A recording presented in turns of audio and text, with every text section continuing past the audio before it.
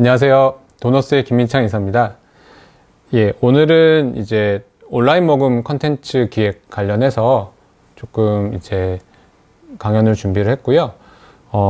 오늘 강연은 사실 컨텐츠를 뭐 작성하는 카피라이팅이라든지 이런 부분에 초점을 맞추기보다는 이 비대면 시대가 되면서 이제 다들 어떻게 보면 온라인이 선택이 아니라 생존의 문제가 된 것 같아요.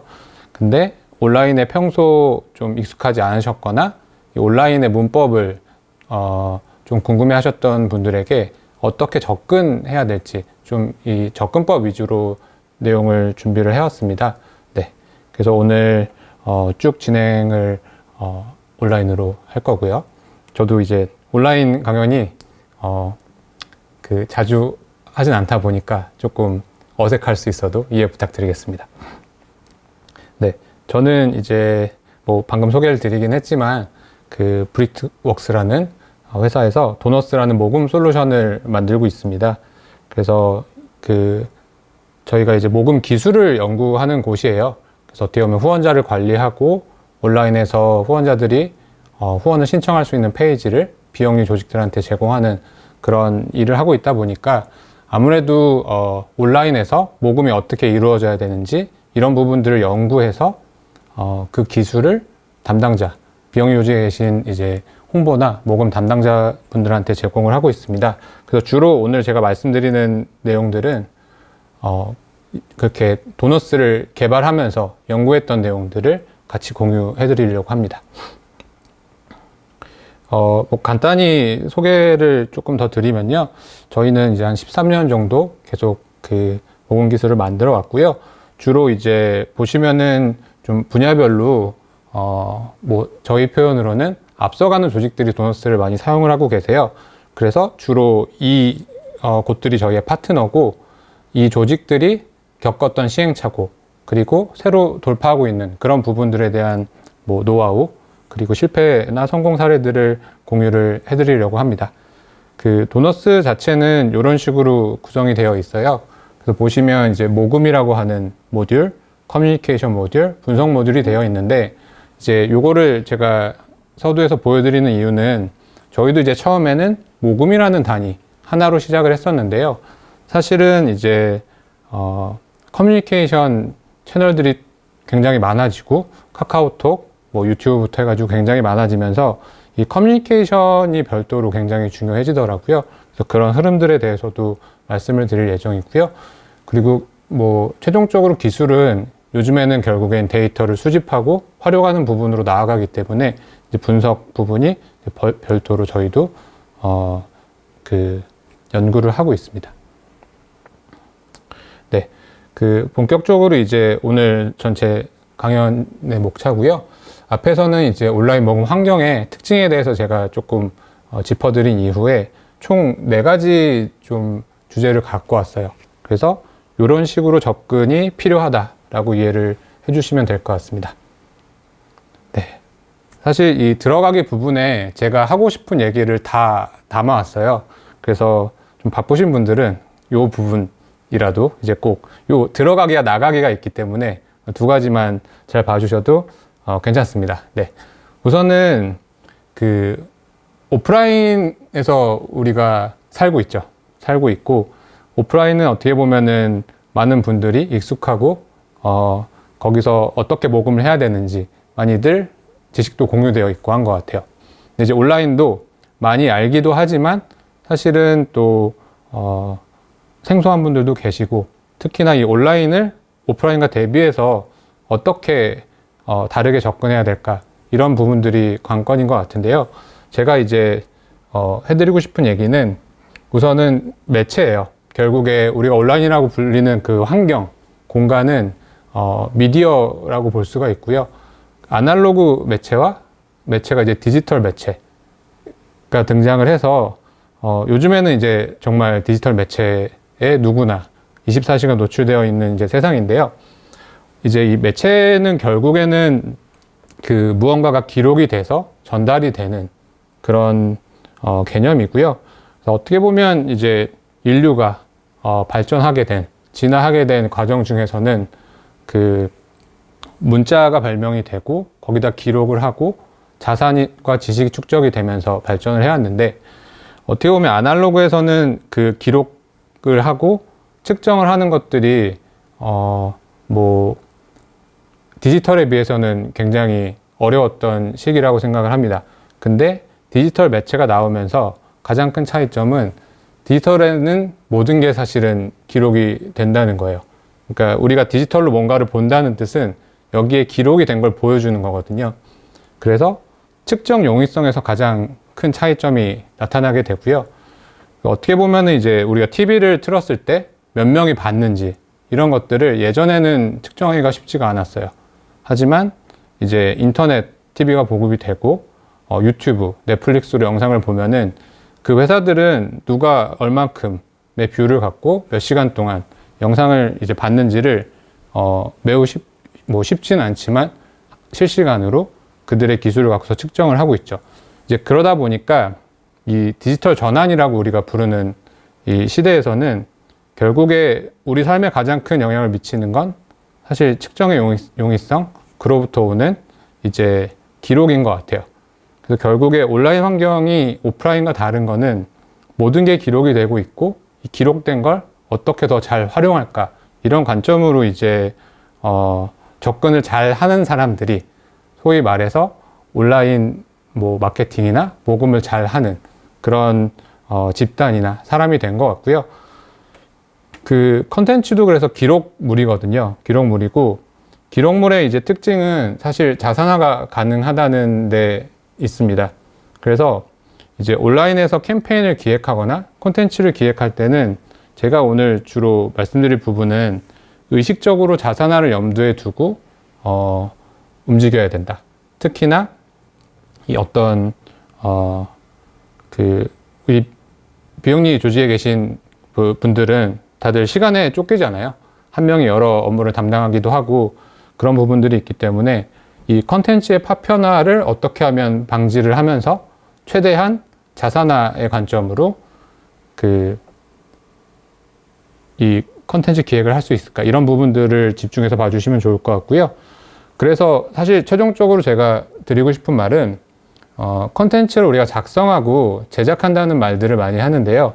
사실 이 관점을 좀 넘어서 이 컨텐츠를 어떻게 계속 축적을 해서 소위 말하는 눈덩이를 굴려서 큰 눈덩이로 만들 수 있을까, 이런 관점에서 제가 오늘 하는 얘기들을 봐주시면 좋을 것 같습니다. 네. 그래서 앞에 이제 들어가는 부분에서 주요 이제 배경과 좀 집중해야 될 포인트들을 말씀을 드렸고요. 이제 구체적으로 제가 하나씩 그 포인트에 대해서 말씀을 드릴게요. 첫 번째로는 이제 일상을 공개하기라고 제가 이름을 붙였는데요. 이게 이제 어떤 의미냐면은, 우리가 이제 사업을 하고 활동을 하시잖아요. 사업을 하고 활동을 하는데 다들 많이 고민하시는 게, 모금 컨텐츠를 만들려면 어떻게 해야 할까? 어떻게 시간을 내야 할까? 어떻게 아이디어를 찾아야 할까? 이런 부분들을 고민을 많이 하세요. 근데 이제 기록과 자산이라는 관점으로 보면은 사실은 이제 우리가 평소에 하는 사업과 그 활동 자체를 공개를 전제로 두고 평상시의 모습으로 컨텐츠를 만들고, 그 컨텐츠가 후원을 이끌고 그리고 많은 참여를 이끄는 그런 방식으로 사실은 고민을 할 필요가 있고요. 요즘에 이제 이런 시도들을 잘 하는 곳들이 굉장히 생산적이고 효율적으로 움직이는 것 같아요. 그래서 이제 제가 주로 사례들과 함께 이 부분부터는 좀 말씀을 드릴 건데요. 이 사례는 이제 미국의 그 국회의원입니다. 알렉산드리아 오카시오코르테즈라고 부르는 이제 분이고요. 꽤 유명해서 요즘엔 많이들 아시더라고요. 근데 이제 상대적으로 젊은 의원이에요. 젊은 의원인데, 요거는 이제 최근에 제가 들었던 사례를 가져왔어요. 어몽 어스라는 게임이 이제 굉장히 유행을 하고 있는데, 그 의원 같은 경우에는 어몽 어스를 이제 하고 그거를 트위치라고 부르는 게임 생중계 채널로 같이 중계를 하고, 그런 모습들이 이제 송출이 되면서 많은 이제 지지자나 대중들이 되게 좋아하고, 이게 2차적으로는 제가 이제 캡처한 거는 이제 BBC 뉴스 기사인데요. 이렇게 다시 확산이 되는 그런 모습들을 사실 요런 사례 말고도 요즘에는 많이 볼 수가 있죠. 그래서 요런 내 사례를 통해 사실은 볼 수 있는 부분은 이런 뭔가 이벤트와 캠페인을 뭐 기획하는 부분도 있지만 사실 요즘에는 이 자리에서 제가 이렇게 영상을 찍듯이 만들어낸 컨텐츠가 기록이 되고 다시 확산이 되고 그게 이제 계속 남아있는 그런 시대예요. 그래서 뭐 사실 텍스트로 어떻게 기록할까? 이미지로 어떻게 기록할까? 비디오로 어떻게 기록할까? 이런 부분들을 이제 고민을 해보면은 아마 현재 하고 있는 사업이나 활동들 안에서도 자산화를 할 수 있는 부분들이 있을 것이라는 생각이 듭니다. 그리고 여기는 이제 교육의 봄이라는 단체인데요. 제가 이제 주로 말씀드린 사례들은 뭐 다 이제 인터넷에 공개가 되어 있는 사례들이에요. 저도 리서치를 하다 발견을 하거나 혹은 뭐 도너스 고객들이 홈페이지를 가서 발견을 하는 이제 그런 사례들인데 제가 봤을 때 꽤나 감명 깊게 봤던 사례 중에 하나라서 가져왔습니다. 비교적 이제 새롭게 만든 단체인데요. 여기 대표자분들은 사실은 그 사교육과 관련돼서 굉장히 오랫동안 활동을 해왔던 분들로 알고 있어요. 근데 보시면은 후원자를 대상으로 쓴 편지가 있고 이게 이제 블로그에 또 올라가 있고요. 그리고 블로그에 올라가 있기 때문에 저도 이제 볼 수가 있었던 상황이에요. 이제 내용들을 보면은 되게 구체적으로 후원금이 왜 필요한지, 이 단체를 왜 만들었는지 다 기재가 되어 있더라고요. 그러니까 이제 요즘에는 사실 후원자를 대상으로 시간을 내서 컨텐츠를 만들어서 뭔가를 공개하고 또 비후원자를 대상으로 공개하고 이런 식으로 접근하기보다는 어떻게 보면은 내공이 있고 가능하다면은 이런 식으로 한 번에 자산화를 해 나아가면서 그 후원자나 참여자를 모으는 방식들이 온라인에서의 어떤 문법이라고 볼 수가 있습니다. 그리고 여기는 이제 여성환경연대라는 조직이고요. 여기도 이제 그냥 제가 리서치 하다가 발견을 했는데 요즘에 이제 노션이라고 하는 툴도 국내에서 많이 쓰시더라고요. 노션은 이제 어떤 툴이냐면은 웹페이지를 되게 쉽게 만들 수 있는 툴이에요. 그냥 노션에다가 문서 작성을 하면은 그 문서 자체가 곧바로 웹사이트가 돼가지고 방문을 할 수가 있는 툴인데요. 어떻게 보면은 이제 노션의 철학이 제가 지금 말하는 일상 공개하기의 주제와 동일합니다. 노션은 어떻게 보면 처음부터 공개를 전제하고 문서들을 작성을 하게끔 유도가 되는 툴이에요. 그러다 보니까 이 단체의 어떤 활동 일지 그리고 활동 기록들이에요. 그래서 이런 것들을 정리하면서 외부에서도 필요하면은 바로 볼 수 있게끔. 그래서 저도 여성환경연대가 어떤 일들을 하는지는 정확히 몰랐지만은 사실 가서 보면서 바로 알 수 있게 되더라고요. 그리고 이런 사례들이 이제 꽤나 많이 생기고 있습니다. 이런 것들도 있고 이제 이 아동청소년 그룹홈 협의회 같은 경우에는 사업보고서를 노션으로 만들었는데요. 역시 저도 되게 보기 편했고 결국에 한 번 만들어 놓은 자료를 계속 다른 곳에도 붙임으로써 활용을 하는 그런 모습들을 볼 수가 있어요. 여기는 이제 거꾸로 캠퍼스라고 해서 온라인 총회 자료를 또 이제 공개가 되어 있어서 볼 수 있는 형태인데요. 이제 보시면 그 모금 컨텐츠라고 해서 사실은 후원을 해주세요. 이런 요청만으로 다 되지가 않아요. 저도 이제 뒷부분에 더 말씀을 드릴 텐데 결국에 후원을 하는 사람 입장에서는 뭐 처음에는 캠페인의 컨셉과 뭐가 필요한지 어떤 도움이 필요한지 이런 것들을 보겠지만 결국에 마지막에는 이 단체가 전통이 있는지 혹은 정말 제대로 사업을 하고 있는지 이런 부분들도 보게끔 되거든요.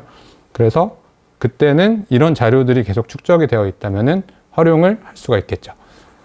그 온라인 총회를 진행한 자료를 그대로 공개하는 것이기 때문에 어떻게 보면은 자료 공개를 위해서 뭔가를 기획하고 만든 게 아닐 수도 있어요.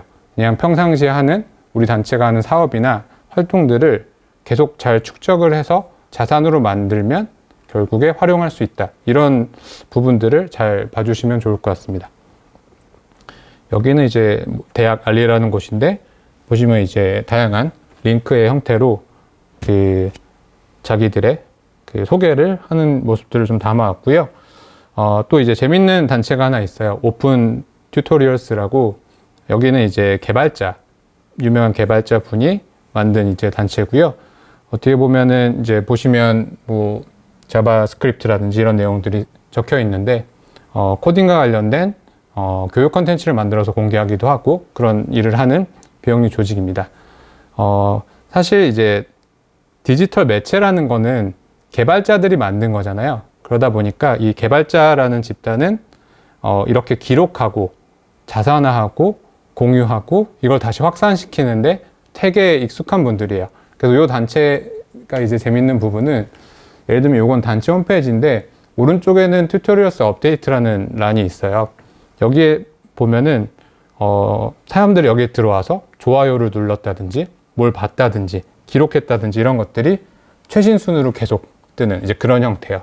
어떻게 보면은 정말 실시간으로 기록을 해서 우리가 어떤 가치를 만들고 있다, 어떤 변화를 만들고 있다, 이런 것들을 되게 잘 보여주는 사례 중에 하나고요. 그리고 여기도 이제 보면은 업무일지라고 해가지고 이렇게 공개를 하는데, 이거는 이 단체의 연간 사업보고서 페이지에서 저도 본 거예요. 근데 어떤 수준까지 이제 공개를 하고 커뮤니케이션을 하냐면은, 이 업무일지는 이렇게 생겼어요. 그러니까 여기 안에 있는 이분들이 했던 일들을 이분들은 이렇게 몇 시간에 어떤 과업을 했다 같은 것들은 그냥 평상시에 계속 기록을 하고요. 뭐 특별히 더 가공을 더 막 하시는 것도 아닌 것 같아요. 그냥 이 자체가 올라와 있어요. 그래서 만약에 제가 오픈 튜토리얼스의 어떤 사업이나 활동에 관심이 있다라고 하면은 이걸 보면은 꽤 믿음이 가게끔 되더라고요. 그래서 계속 연결을 시키는 거죠. 그러니까 모금 컨텐츠라는 뭐 부분을 기획하는 것도 있겠지만 그 배경이 되는, 바탕이 되는 컨텐츠들을 우리의 활동 안에서 계속 자산화를 어떻게 할지를 고민을 한 이제 흔적들로 볼 수가 있고요. 여기는 이제 또 러빙 핸즈라는 곳이에요. 그러니까 자산화와 축적 이러면 되게 어렵잖아요. 근데 이제 제가 드리고 싶은 말씀은 사실 어렵게 접근하지 않는다는 거예요. 그러니까 여기는 보면은 이제 걷기 대회라고 해서 행사예요. 그냥 우리가 오프라인에서 일상적으로 열던 어떤 행사나 이벤트들인데, 여기에 보면은 이제 아마 이렇게 웹자보라고 해서 이미지로 이렇게 만들어서 또 많이 알리고 공유를 하시잖아요. 사실은 뭐 컨텐츠를 또 모금이라고 해서 따로 만드는 게 아니라 이거를 그대로 올렸어요. 그대로 올려놓고 이제 옆에는 보시면 모금함이라는 형태의 페이지인데, 거기서 이제 후원도 할 수 있는 형태가 되어 있죠. 이제 보시면 그러니까 온라인이라고 뭔가 특별하게 더한다라기보다는 일단 출발점을 기존에 우리가 하던 활동들과 만들었던 컨텐츠들을 계속 자산화를 하면서 모금이라는 요소를 어떻게 더 붙일까, 이런 식으로 접근을 해서 시작을 해보시는 게, 그리고 그렇게 했을 때 잘 기록이 된다면은 결국에 얘는 축적이 된다는, 그 축적이 되면 정말 강력해지는 부분들이 있거든요. 그래서 그 관점을 잘 봐주시면 좋을 것 같습니다. 예, 그리고 요거는 이제 제가 도너스의 사례를 좀 가져왔는데요. 그래서 요즘에는 이런 일상적인 활동의 모습, 활동 자체를 어떻게 또 잘 가공을 하느냐, 그 사례 중에 하나라서 가져왔습니다. 요 화면 자체는 이제 도너스의 UI이고요. 자동 메시지를 설정하는 화면이에요. 자동 메시지를 설정하는 화면인데, 저기 노란색으로 쳐놓은 박스가 이제 나비 건수라고 되어 있잖아요. 그리고 이제 뒤는 빈칸이거든요. 그러니까 저희도 이런 흐름들을 보고 연구를 하면서 이제 후원자가 정기후원을 시작을 했어요. 이번 달에 첫 후원금을 내고 다음 달에는 2회차, 그 다음 달에 3회차 이런 식으로 내겠죠. 그래서 예전에는 이렇게 후원 회차에 맞춰서 뭔가 개인화된 피드백을 주는 게 사실 사람이 할 수는 없거든요. 근데 이제 기술이 발전을 하면서 이렇게 뭐 후원 회차에 따라서도 자동 메시지들을 발송을 하면서 커뮤니케이션을 하고 있어요. 근데 이런 방법론 하에서 또 그러면 1회차, 2회차, 3회차에 어떻게 컨텐츠를 만들까 고민하고 어렵게 접근하는 게 아니라, 요즘에 이제 제가 보는 저희 이제 고객이나 조직들은 예를 들면 사업 현장에 나가잖아요.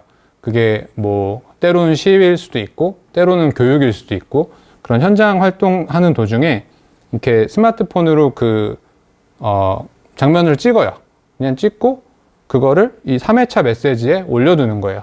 올리면서 뭐 이메일이나 카카오톡 문자 메시지에 저희 최근에 어디 가서 뭐 했습니다, 이런 것들을 3회차 후원 감사 땡큐 메시지로 넣어놓는 거죠. 그러면 이게 올라가 있는 동안은 세 번째 후원하는 분들은 다 중간에 한 번씩은 그걸 받는 거예요. 그리고 사실 사업을 딱 그때만 하는 건 아니잖아요. 그러니까 2, 3개월 뒤에 또 좋은 사업이나 활동을 했을 때 그냥 그것도 찍어서 올려놓습니다. 그러면 항상 새로 후원하는 분들은 조금 더 라이브하고 라이브한 프레시한 어떤 내용들을 피드백으로 받는 이런 형태들을 조금 새로운 접근법으로 가져가고 있거든요. 그래서 이제 일상을 공개하기라고 제가 작성하는 이유는 일단 우리가 하는 활동, 내 일상을 어떻게 더 잘 기록해서 컨텐츠로 가공할까, 이런 부분들을 고민해 보시면 좋을 것 같습니다.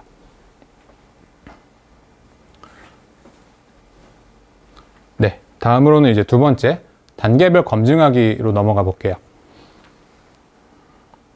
단계별 검증은요, 일단 우리가 컨텐츠를 기획하고 개발할 때 한 번에 엄청나게 와우한 어떤 산출물을 만들면 좋겠지만 사실은 대부분 그렇게 어려운 것 같아요. 그렇게 하기가 어렵고, 왜냐하면 처음에는 뭐 후원자들의 반응도 좀 알기가 어렵고, 우리가 던지는 어떤 이슈가 새로운 것일 때도 있기 때문인데, 근데 이제 온라인의 장점은 아까 말씀드린 측정에 있어요. 그러다 보니까 이런 식의 어떤 접근 방법론이 만들어지게 되었고, 굉장히 최근에는 뭐 다들 많이 접근을 하는 이제 방법론이에요. 저는 이걸 이제 그로스 마케팅 방법론이라고 부르는데, 뭐 퍼포먼스 마케팅 이렇게 부르기도 하고요. 린 어프로치, 다양한 이제 용어들이 있는데, 사실 어떤 가리키는 방향은 꽤 일맥상통하는 용어들이에요. 보시면은 이제 미디어별로 조금 특징을 구분을 해 놓은 거예요. 우리가 잘 아는 페이스북이나 뭐 트위터 같은 소셜 미디어들이 있고요. 구독 미디어는 주로 요즘에는 뉴스레터 많이들 아마 작성해서 발송하실 것 같은데요. 뉴스레터나 카카오톡의 어떤 채널, 친구들이 있죠. 그래서 그 구독을 하는 대상에게 조금 더 1대1로 도달률이 높은 메시지를 보낼 수 있는 매체들을 저는 구독 미디어라고 이름을 지어놨고요. 이제 구독 미디어 다음에는 웹페이지, 그리고 웹페이지를 넘어서서는 캠페인. 이렇게 캠페인이라고 이름 붙인 이유는, 캠페인은 보통 뭐 마이크로 사이트를 따로 만들기도 하고, 거기에 이제 디지털 광고까지 붙여갖고 좀 대규모로 하는 경우들을 이제 제가 캠페인이라고 이름을 지어놨는데요. 보시면 왼쪽에서 오른쪽으로 캠페인으로 올수록 노력이 많이 들어요. 노력이 되게 많이 들고 반드시 성공해야 되는, 잘 돼야 되는 이제 형태인데, 예전에는 이렇게 미디어별로 어떤 특성을 파악하기 어렵고 측정도 못 하다 보니까, 사실 이제 TV 광고를 예전에 한 뭐 3, 40년 전에 기획을 할 때는 열심히 아이디어를 내거든요. 그리고 내부에서 토론도 하고 카피라이팅도 멋지게 해가지고 막 내보내고 이제 반응을 보죠. 근데 이제 온라인에서의 접근은 이 각 단계가 다 측정이 돼요. 그래서 저는 이제 이거를 플랜 투 씨 절차라고 부르는데, 계획을 수립을 해요. 뭐 이번 달에 소셜미디어에 어떤 소재들로 우리 뭐 사업과 홍보 그리고 모금과 관련된 내용들을 20개를 올린다. 계획을 하고 실행을 합니다. 그러면은 결과가 나오죠.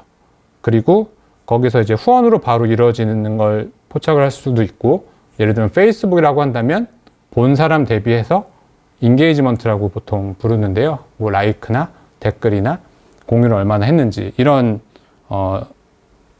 수치들이 나와요. 그러면 이제 20개를 올리면 생각보다 반응이 다 다르거든요. 이 분자 분모로 해서 참여율이라는 지표 같은 것들을 계산을 해보면은 높은 게 있고 낮은 게 있어요. 그리고 A라는 소재에 대해서 컨텐츠를 만들었을 때 하나만 만드는 게 아니라 2번, 3번 만들다 보면은 A 자체를 사람들이 되게 좋아하는구나, 그리고 관심을 가져야 하는구나, 이런 것들을 조금 더 스터디하고 파악할 수 있게 되죠. 그래서 소셜미디어 컨텐츠는 상대적으로 가볍고 캐주얼하게 만들 수가 있잖아요. 여기에 올린 내용들을 평소에 학습을 하면서 추리는 거예요. 네. 더 반응률이 좋고 뭐 목표가 모금이라고 한다면 모금에 적합한 컨텐츠들을 찾아내고요. 그 다음에는 이제 구독 미디어로 갑니다. 구독 미디어로 가서 우리 이메일 뉴스레터를 구독하고 있는 구독자라든지 카카오톡을 구독하고 있는 구독자 혹은 밴드일 수도 있고요. 그쪽 집단에 조금 더 검증된 컨텐츠를 뿌려보는 거예요. 그러면 이제 1번보다는 그 왜 단계를 두냐면 아무래도 이제 구독을 한 분들은 관심이 있어서 구독을 했고 그래서 더 주의 깊게 내용들을 보시거든요. 그러다 보니까 너무 많은 내용을 예를 들면 일주일에 7번 이렇게 발송을 하게 되면은 당연히 피로도라는 게 생기죠. 그래서 조금 더 이제 피로도를 관리하기 위해서 그리고 조금 더 주목도가 높은 컨텐츠를 발송하기 위해서 앞에서 한번 걸러진 내용을 발송을 하는 거고요. 여기서도 이제 또 검증이 되죠. 그리고 우리가 페이스북이나 트위터처럼 조금 더 너무 공개되어 있어서 사람들이 그냥 무심코 넘어갈 수 있는, 그래서 반응을 해주지 않는 그런 미디어보다는 조금 더 알찬 정보들을 획득을 할 수가 있습니다. 그래서 이제 구독 미디어에서 예를 들면 제가 그냥 표현해 놓은 거는 5개의 소재가 검증이 됐어요. 이걸 갖고 다시 조금 더 그 원페이지 뭐 컨텐츠 블로그 글일 수도 있고요. 혹은 웹페이지일 수도 있는데 이런 것들을 만들어서 또 테스트를 하고 그러면 마지막에 한두 개가 살아남아요. 살아남고요. 그 내용을 갖고 정말 필요하면 캠페인도 만들고 예산도 집행을 하고 하면서 늘려나가는 거죠. 그래서 요 전체 어떤 절차를 뭐 이번 주에는 이것만, 저번 주에는 뭐 3번만 이렇게 하는 게 아니고요. 그냥 일상에 사실은 이런 그 업무 방법론을 적용을 하는 거예요. 그래서 뭐 소셜미디어도 계속 올리면서 검증도 하고 동시에 지난주에 검증된 거는 구독 미디어에서 또 보고, 그래서 뭐 3개월에서 6개월 정도가 지나면은 계속 검증된 컨텐츠들이 이쪽으로 들어오는, 캠페인으로 들어오는 구조가 나오고요. 그래서 다시 학습한 Do하고 C 된 내용을 갖고서 개선을 또 하는 거죠. 우리가 배운 점들이 있을 거거든요. 이렇게 얘기해 봤더니 반응을 하더라. 이렇게 얘기해 봤더니 반응을 안 하더라. 그래서 요 자체를 조직적으로 어떻게 체계화할 수 있을까, 이런 고민들을 하시면 좋을 것 같고요.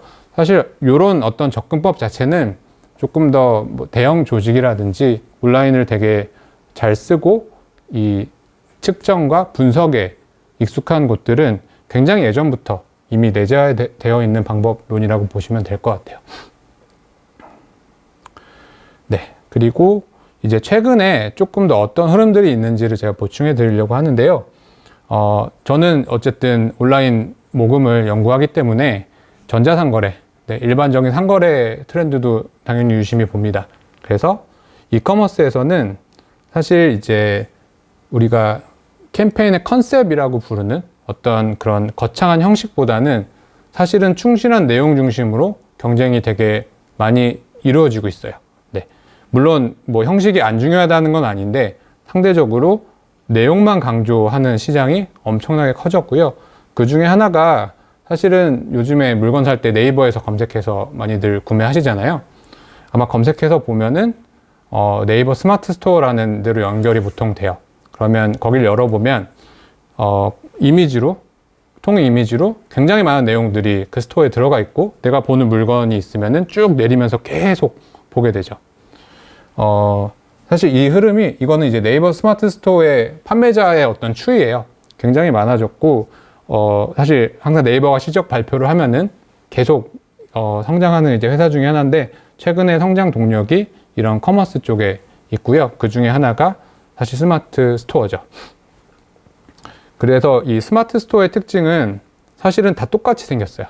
네. 상점은 다 똑같이 생겼고요. 그 안에 내용만 다르거든요.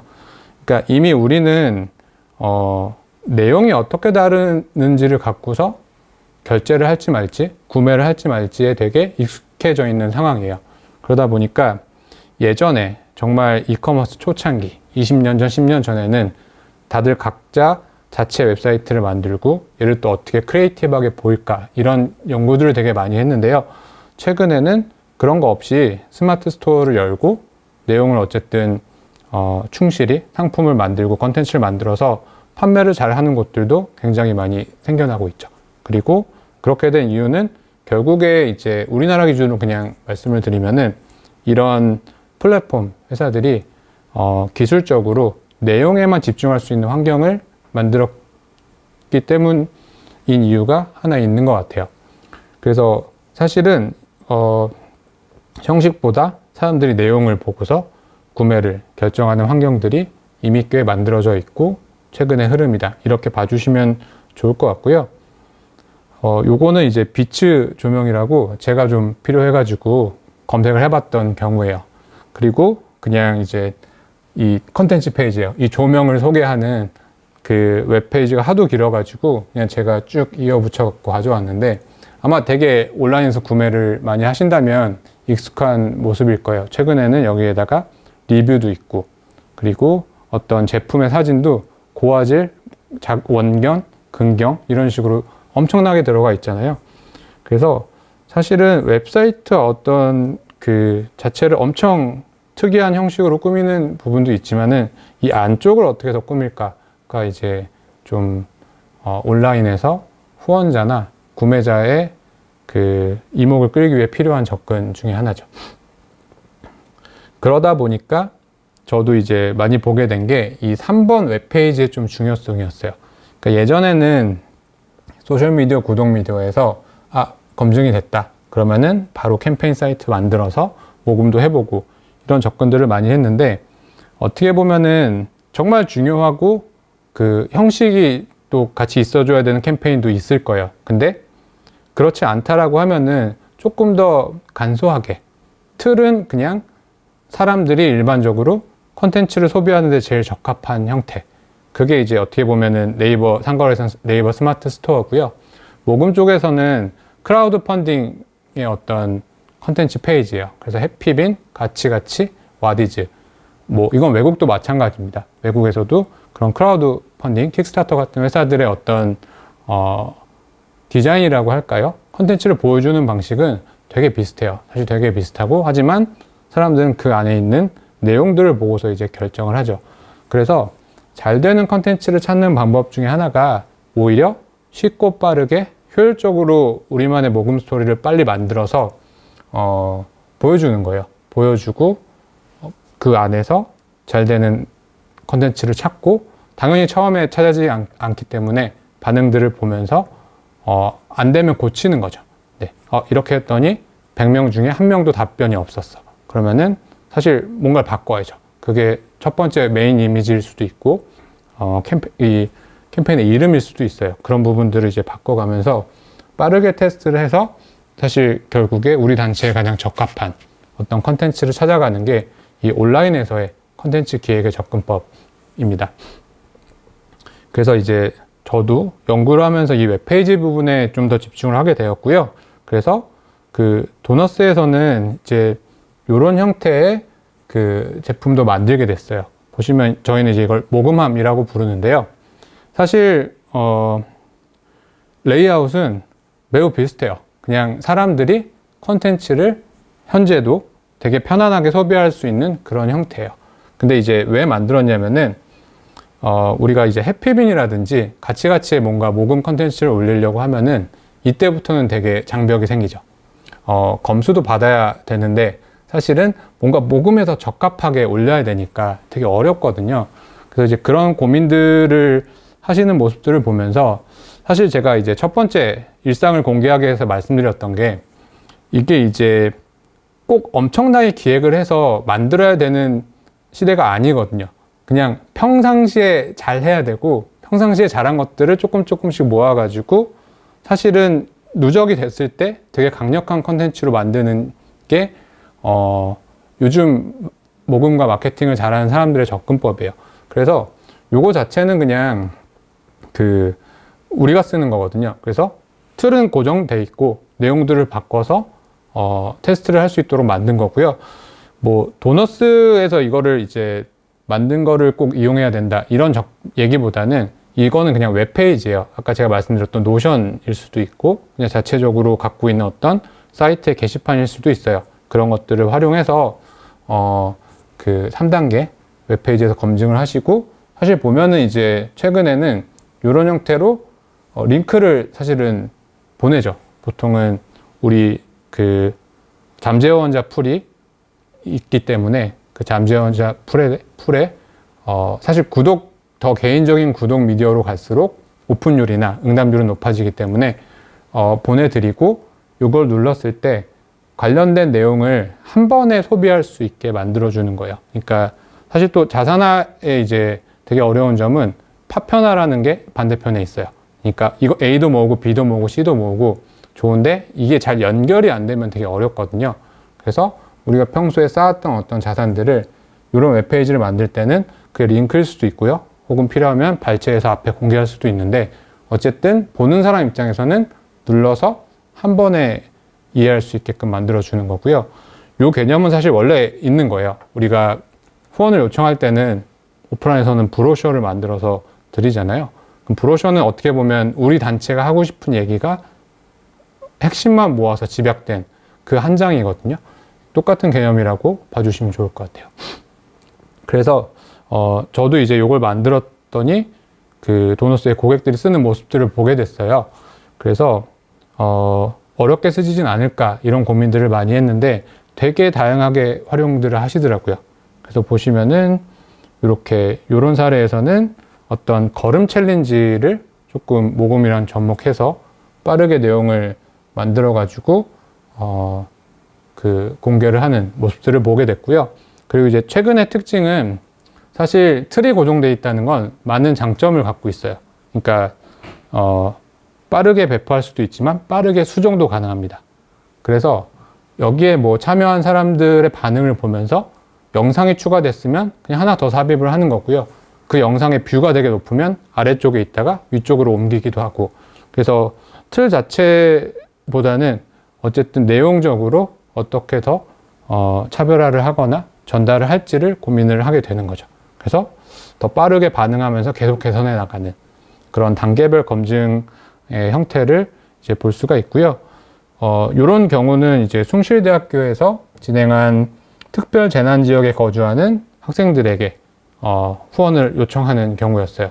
어떻게 보면 이제 긴급 모금, 긴급 구호 같은 상황에서 가장 적합한 방식인 것 같아요. 그러니까 긴급 상황이 터졌으면 바로 움직여야 되거든요. 여기서 뭐 캠페인 기획을 새로 하고 아이디어를 짜내고 이런 것들보다는 오히려 충실히 내용을 담고 바로 배포해서 그 뭐 필요하면 후원이나 참여를 요청하는 게 필요한데, 그럴 때는 이런 접근들이 효과를 볼 수가 있죠. 그리고 사실 어떠냐면은 요청을 했는데 잘 안 됐어요. 그러면 다음 걸 하면 돼요. 네. 그리고 그게 안 되면 또 다음 걸 하는 거예요.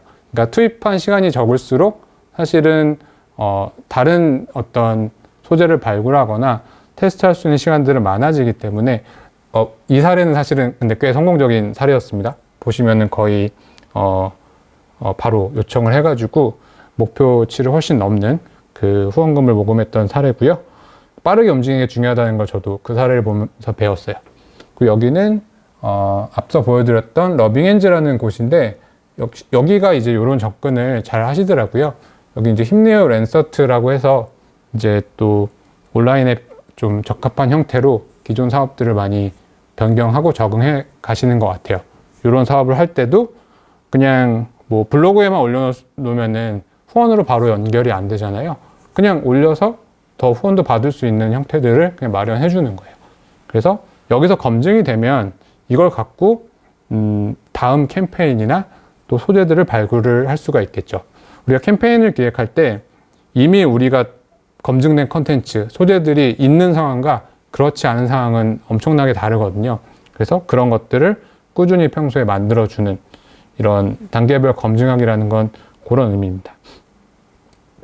여기는 이제 새벽이 생추얼이라는 곳인데요. 보시면 약간 카툰 형식으로 뭔가를 만들었어요. 이런 카툰들은 이 자체가 카드 뉴스가 될 수도 있고, 카드 뉴스가 모여서 뭐 하나의 그 모금함 내에서 모금을 요청하는 콘텐츠로도 활용이 될 수도 있겠죠. 그래서 이제 이런 식으로 계속 그 검증을 해 나가면서 찾는 방법이 온라인에서는 가능하다. 그 이유는 온라인에서는 반응이 기록되고 그걸 확인하고 우리가 그걸 통해서 배울 수 있기 때문이다 라고 이해를 해주시면 좋겠습니다.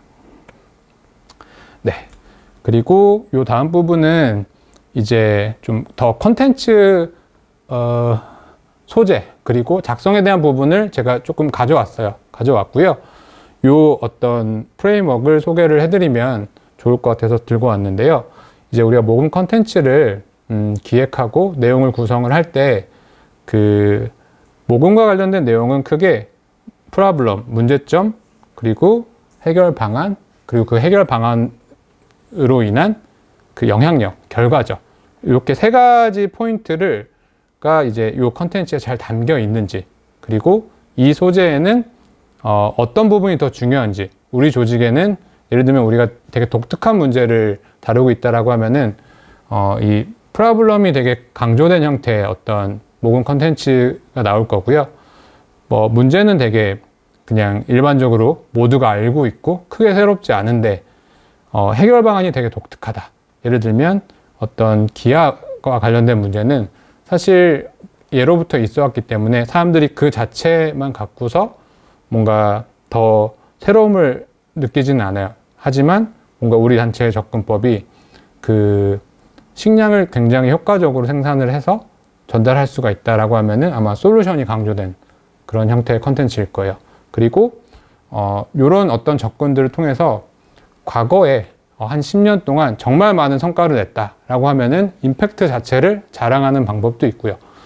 여러 가지 이제 방식들이 있는데 제가 이제 조금 오늘 말씀드릴 부분은 요 세 가지의 요소가 모금 컨텐츠에는 사실은 다 필요하다.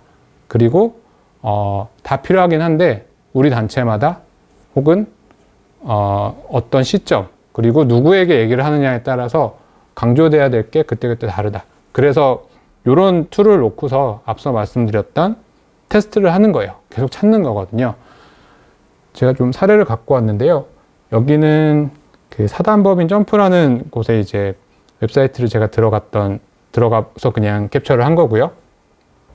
이렇게가 이제 전체 페이지예요. 네, 전체 페이지고 그냥 이제 부분 특징적인 부분들만 그 같이 슬라이드에 표시를 해놨습니다. 이 부분은 이제 요 점프라는 조직이 해결하고자 하는 문제 상황을 보시면 좀 더 정량적인 차트까지 동원해가지고 알려주는 부분이에요. 요 중간, 그러니까 약간 상단 시작에서 윗부분에 그 위치를 하고 있고요. 그러니까 프로블럼을 위에 배치를 한 거죠. 이곳은 이 컨텐츠를 만들 때 프로블럼을 조금 더 위에 배치를 한 거고요. 그리고 그 밑으로 내려가면은 솔루션과 임팩트에 대한 부분이 나와요. 그래서 월 3만 원이 있으면 200명에게 이런 식의 이제 좀 그 솔루션과 임팩트를 같이 제시를 하는 게 그 다음에 나옵니다. 다음에 나오고 그 밑에는 임팩트가 한번 더 정량적으로 강조가 되어 있어요. 그래서 자기들의 역량과 실제 이제 기존에 뭔가 이뤘던 성과들을 갖고서 우리에게 후원을 해주면 혹은 우리와 함께 참여를 하면은 이런 변화들을 만들 수 있다가 스토리텔링이 되고 있는 거죠. 그리고 그 밑에는 앞에서는 정량적인 임팩트였고 정성적인 임팩트가 나오죠. 그래서 아마 내용 자체는 사실 어디서든 많이 보셨을 내용이에요. 근데 제가 이제 조금 해석하는 방식을 잘 봐주시면 좋을 것 같아요.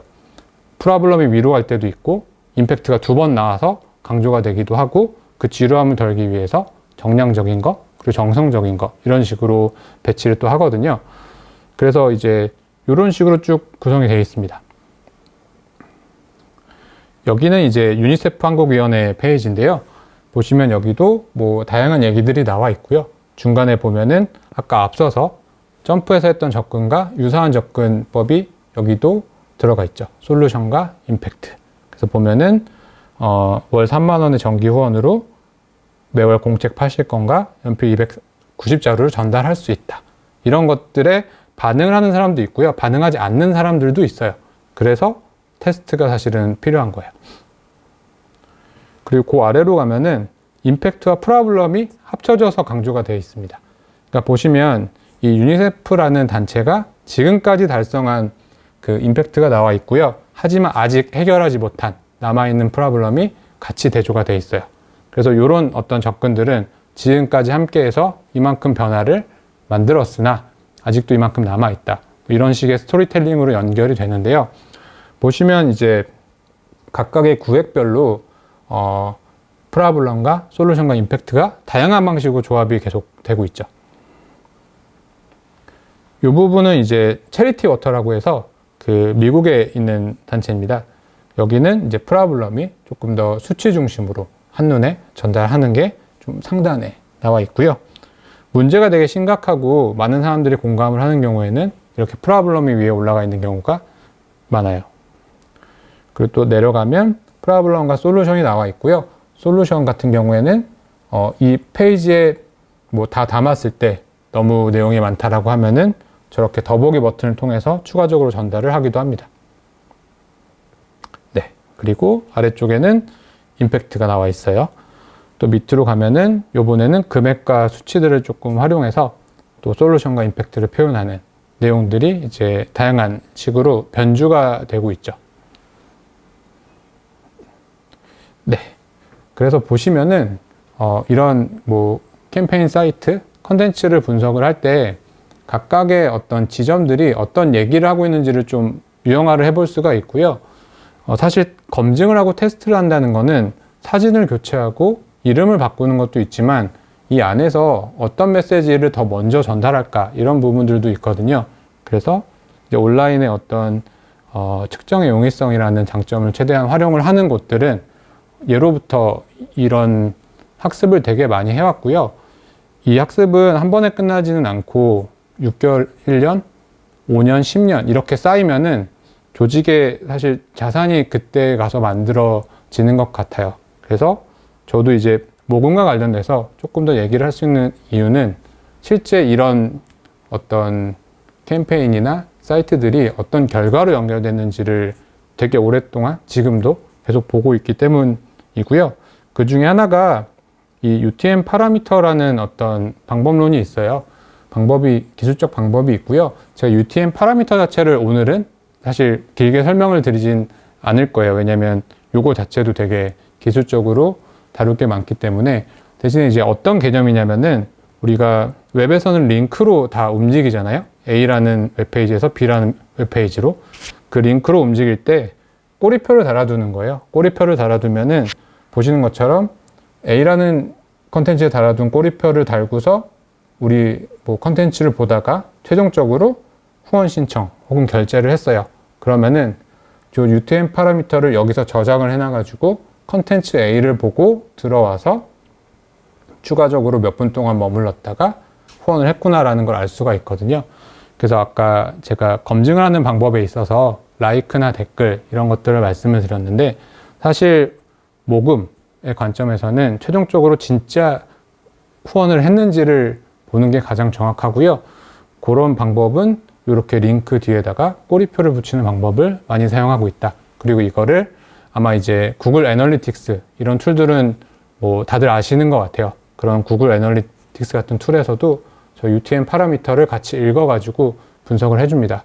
분석을 해주고요. 요런 식이에요. 요건 제가 그냥 도너스 화면을 가져왔는데 도너스도 온라인에서 이렇게 후원자가 약정을 신청을 하면은 그때 만약에 꼬리표가 있었다면 이렇게 같이 저장을 해놔요. 그래서 아까 제가 모금함도 보여드렸고 그 앞단에는 광고가 있을 수도 있고 되게 다양하잖아요. 이 후원자는 뭘 보고 왔을까를 여기서 분석을 하는 거고요. 사실 이 숫자는 되게 작아도 의미가 있어요. 그러니까 우리가 일주일에 뭐 후원자가 10명이 신규 후원하는 곳도 있고 100명이 신규 후원하는 곳도 있을 텐데요. 작아도 사실 작은 대로 하나하나 다 볼 수가 있어가지고 이걸 계속 보면서 반응이 적거나 좋았던 컨텐츠는 조정을 하는 이제 그런 작업들이 이 단계별 검증하기의 어떤 핵심적인 방법론입니다. 네, 중간까지 왔고요. 네, 뒤쪽은 이제 그 관심사 수집하기랑 기술 구성하기 이렇게 남겨놨는데요. 우선 3번은 이제 관심사 수집하기 먼저 말씀을 드릴게요. 네, 이 부분은 이제 우리가 후원도 참여죠. 후원도 참여인데, 사실은 관심사에 기반해서 개인화된 어떤 커뮤니케이션을 한다. 이게 이제 기술이 달성하고자 하는 어떤 목표 중에 하나예요. 근데 그걸 하려면 참여 데이터를 수집하는 게 되게 중요해서 제가 이 온라인 환경에 그 문법에 적응하기 위해서는 이 부분을 꼭 말씀을 드려야 될 것 같아서 들고 왔습니다. 네. 그래서 이제 참여 데이터를 먼저 제가 조금 더 용어 정의를 해볼게요. 뭐 다양한 것들을 참여라고 부르게 되는데 제가 여기서 오늘 사용할 이제 의미는요.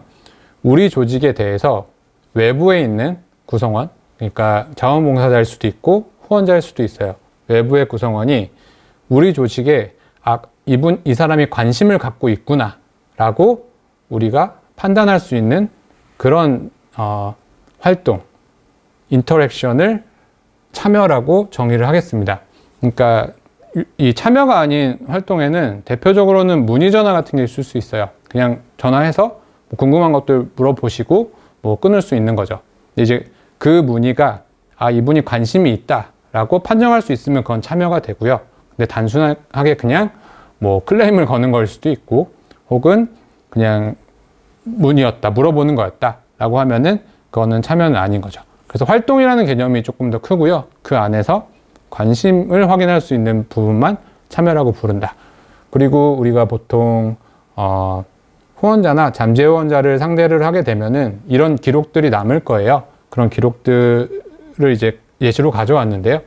예를 들면은 뭐 왼쪽에 있는 건 3월 1일에 서명에 참여했고 그 다음에 우리가 반대로 전화를 드렸고 그리고 나서 나중에 6월에 후원을 하셨어요. 뭐 이런 형태의 어떤 일반적인 스토리들이 있을 수 있겠죠.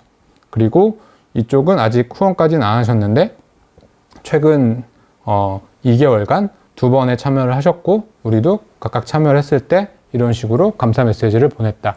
이런 것들을 계속 기록을 해서 결국에는 컨텐츠로 만들고 커뮤니케이션의 활용을 하는 것에 대한 이야기를 드리려고 합니다. 네. 그래서 방금 이제 그냥 참여 데이터를 기록한 예시를 보여드렸는데요. 그럼 어떤 걸 기록하는 게 중요하냐, 그걸 어떻게 활용을 하고 있냐, 다른 것들은 그런 부분을 제가 예시로 말씀을 드리면요. 요거는 이제 제가 가져온 사례는 도너스에 등록된 이제 활동 기록이라고 하는 데이터예요.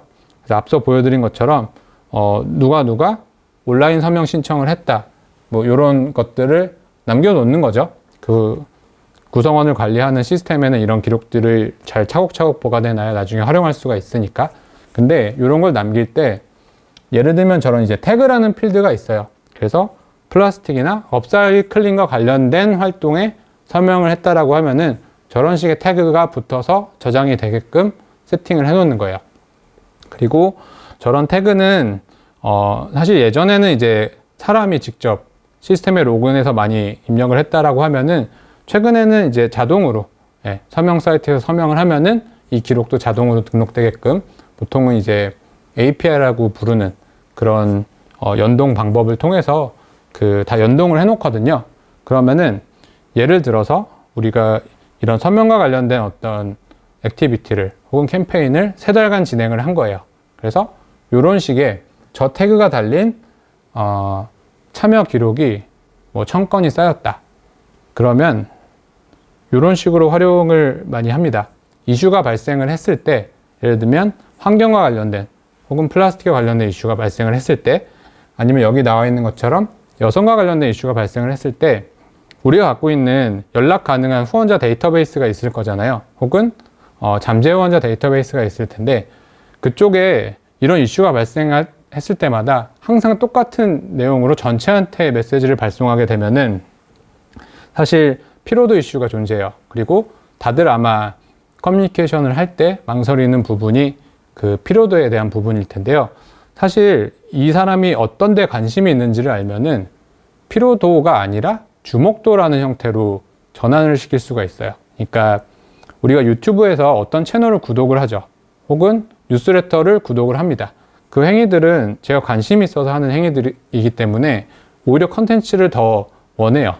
네, 좋은 내용으로 그 주제에 대한 것들을 받아보고 싶어 하거든요. 그래서 이런 식의 어떤 참여 데이터를 기록하고 필터링해서 검색하는 부분들은 결국에 피로도를 더 낮추고 주목도를 높일 수 있는 커뮤니케이션을 통해서 다음번 참여나 후원을 이끌어내는 형태로 활용을 하는 거예요. 그래서 우리 전체 어떤 구성원 데이터베이스가 3만 명인데 여성으로 검색했더니 뭐 6천 명이 나와요. 그러면 여성과 관련된 커뮤니케이션을 사실은 더 여러 번 해주는 게 좋고 반응도 더 높은 반응을 기대를 할 수가 있습니다. 이걸 하려면 저런 식의 어떤 데이터가 사전에 잘 수집이 되어 있어야겠죠. 그래서 그 방금 말씀드린 거를 이제 요약을 하면요. 이런 식으로 다양한 참여들이 발생을 합니다. 특히 비영리 조직이 영리 조직과 그 가장 큰 차이점 중에 하나는 영리 조직들은 사실 물건을 파는 게 가장 핵심 어떤 업무예요. 그래서 그냥 구매 데이터를 엄청 보거든요. 근데 이제 비영리 조직들은 모금만이 핵심적인 활동은 아니잖아요. 어떻게 보면은 그 비영리 조직이 설립된 미션이 있고 그런 어떤 변화를 만드는 게 더 중요한 일이고 그걸 위해서 모금이 필요한 거라고 볼 수가 있는데 그러다 보니까 후원자 말고도 우리를 지지해주는 사람 혹은 같이 참여하는 활동가들 이런 사람들이 굉장히 주변에 많고요. 결국에 이런 어떤 참여라는 게 영리 조직과 가장 그 대조적으로 부각이 되는 부분이고요.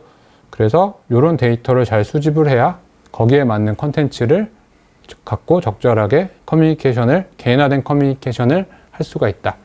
이렇게 봐주시면 좋을 것 같습니다. 그래서 특히 방금 말씀드린 사례는 긴급한 이슈들이 발생했을 때는 바로바로 활용하기가 굉장히 좋아요. 그래서 그리고 한 번만 커뮤니케이션 하는 게 아니라 거기에 관심 있는 사람들이기 때문에 더 심층적으로 연달아서 내용들을 제시를 할 수가 있죠. 계속 사례를 좀 말씀을 드리면요. 예를 들어서 저희는 이제 자동 메시지를 되게 많이 활용을 하고요. 이 자동 메시지를 사용자가 원하는 대로 이렇게 필터링을 해서 되게 세밀하게 개인화된 메시지를 보내는 기술을 갖고 있어요. 이걸 이제 마케팅 자동화 기술이라고 하는데 이런 부분들이 방금 말씀드린 참여 데이터의 활용이라든지 어떤 1대1 커뮤니케이션과 직접적으로 관련이 됩니다. 대표적으로 우리가 생일에 메시지를 많이 보내죠. 생일에 보내는데 사실 생일은 일단 좀 제가 말씀드리면 메시지를 보내기에는 안전한 때예요. 왜냐면 전국에서 다 보내요. 저도 이제 생일 앞뒤로 일주일 정도는 수십 통의 메시지를 사진관에서도 오고 미용실에서도 오고 되게 많이 오잖아요. 사람들이 이제 스트레스를 좀 덜 받아 하는 것 같아요. 저도 그렇고 그 주간에 보내는 건 대신에 안 보죠. 네, 그 주간에는 메시지가 많이 오기 때문에 당연히 더 안 보게 되고요. 안 보면 메시지는 사실은 끝이거든요. 네, 컨텐츠와 커뮤니케이션은 결국에 수신자가 보고서 반응을 안 해주면 굉장히 가치가 낮아져요. 그래서 그런 부분들을 바꾸는 거예요. 그러니까 예를 들면 약정 기념일이라는 자동 발송 규칙이 있어요. 그러면 약정을 했던 그 일자가 기록이 되어 있기 때문에 그 일자를 기준으로 해서 커뮤니케이션을 진행을 하는 거죠. 그러니까 결국에 참여 데이터 중에서 약정을 했던 일자가 있고 그걸 활용할 수가 있다라고 하면은 메시지를 거기에 맞춰서 이런 식으로 세팅을 하게 되면 여기는 지금 1주년에 대한 메시지를 보내는 걸 해놓은 거예요. 그리고 2주년, 3주년에도 만약에 다 만들어 두면은 전부 개인화된 메시지가 가게끔 되고요. 필요하면 이제 저게 이꼴이 아니라 이상 하면 이제 1주년 이상에는 다 같은 메시지 받도록. 그래서 요거는 이제 조절을 하는 거죠. 네. 이제 이런 부분들이 저도 보면은 자동화되기 전에는 접근하기 어렵고 사실상 불가능한 것 같아요. 우리 조직의 후원자가 5,000명만 있어도 매일 후원했던 그 일자에 계속 뭘 보내주는 건 어렵거든요. 그리고 그게 특히나 오늘 1주년 하신 분, 2주년 하신 분, 5주년 하신 분을 다 걸러서 보내는 건 어렵기 때문에 결국에 이제 저도 기술을 연구하는 거는 이런 부분들을 연구를 하는 거고요. 다만 이 흐름이 참여 데이터라는 것들이 이렇게 개인화된 커뮤니케이션에 활용이 된다라는 부분을 봐주시면 좋을 것 같아요. 그리고 예시가 되게 많이 있습니다. 다양한 조합들이 있고요. 이런 건 그러니까 관심사라고 말씀을 드렸잖아요. 제가 후원을 했어요. 그러면 후원을 했을 때 만약에 그냥 일반적인 정규원이 아니라 여기 있는 예시처럼 어떻게 뭐 플라스틱과 관련된 후원이었다라고 하면은 그 참여 데이터가 있으면 이런 식으로 집어가지고 거기에 관련된 메시지를 전달을 할 수가 있습니다. 그럼 어떻게 되냐면은 예를 들면 내가 후원을 하고 즉시 나간 감사 메시지도 있지만 여기는 이제 7일 뒤에 관련된 어떤 내용들을 한 번 더 소개를 하는 거예요. 관련해서 최근에 우리가 냈던 성과가 있을 수도 있고요. 혹은 좀 못다한 얘기들이 있을 수도 있죠. 그래서 초기 후원자의 이탈률을 낮추는 일종의 시나리오를 갖춘 메시지를 만들어 놓고 이제 커뮤니케이션을 하는 거예요. 역시 참여 데이터가 있기 때문에 가능한 거고요. 이 부분은 후원이 아니라 그냥 서명에도 적용이 바로 될 수가 있어요. 서명을 했는데 특정 주제에 대해 서명을 하거나 특정 주제에 대해 봉사자로 참여를 했어요. 그분들에게 뭐 30일 뒤에 더 심화된 내용들이 가게끔 설정을 해 놓는다면은 계속 그 메시지를 통해서 육성을 하게 되는 거죠. 그래서 저 이후 7일이라는 부분도 이제 빈칸이거든요.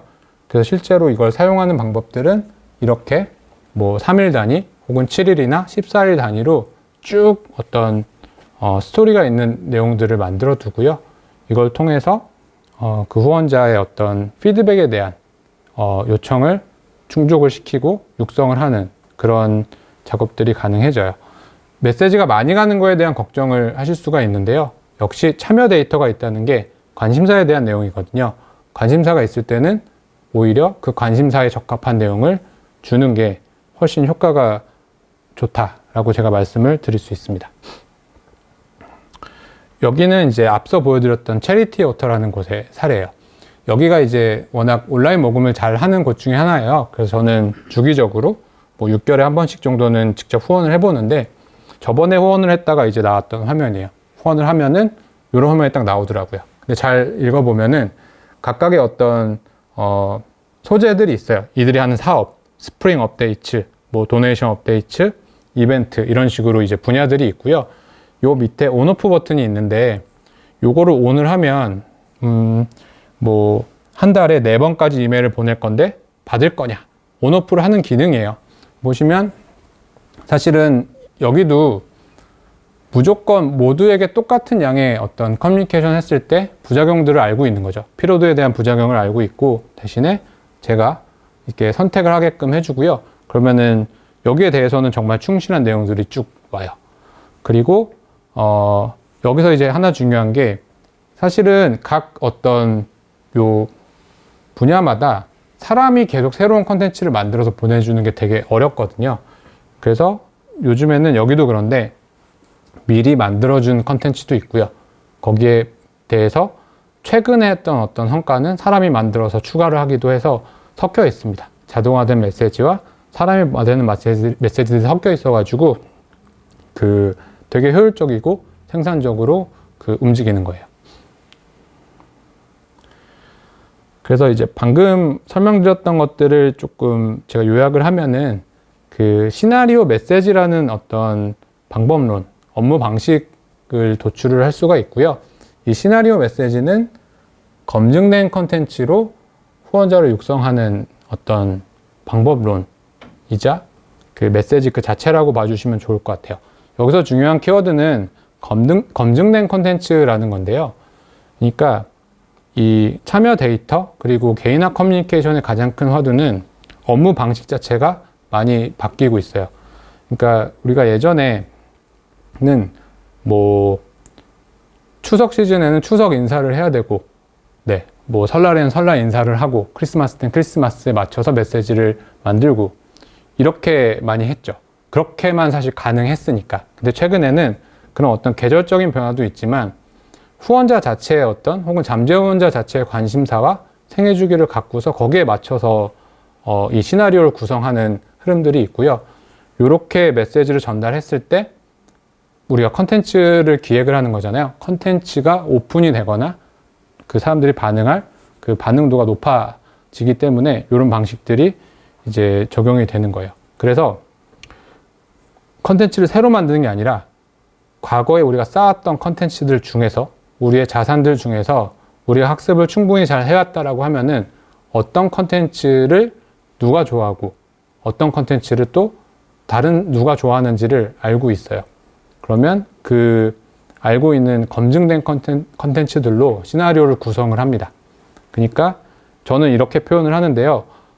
거의 실패하지 않는 어떤 패키지가 만들어지는 거예요. 그래서 이 패키지를 갖고 운영을 하고요.